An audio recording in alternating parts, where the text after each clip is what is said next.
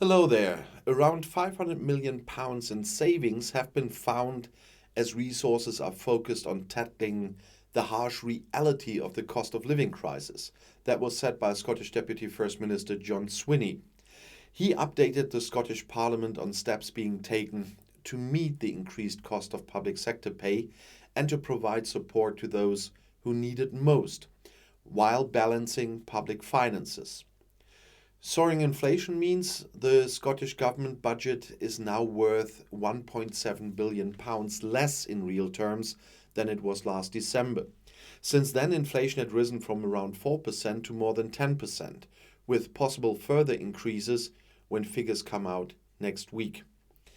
Mr. Swinney set out to Parliament where savings have so far been made to help pay for initiatives such as fair public sector pay settlements and doubling the Fuel Insecurity Fund.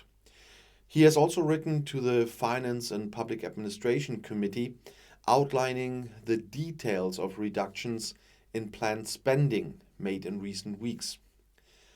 The Deputy First Minister has committed to setting out the emergency budget review within 2 weeks of the UK government budget update expected later this month. He warned further intervention will represent a significant challenge given the largely fixed Scottish government budget and limited fiscal powers. He said, "Our budget was based on a UK spending review that simply did not foresee the levels of inflation that are now reality. That alone would require the budget to be revisited. But in times of crisis, the job of the Finance Secretary is not simply to balance the books. It is to find the money to help families, to back business, and to fund the priority projects that improve lives for the long term. And so, the emergency budget review must both identify funding to cope with inflation-driven cost increases and aim to support those who most need our help during this crisis.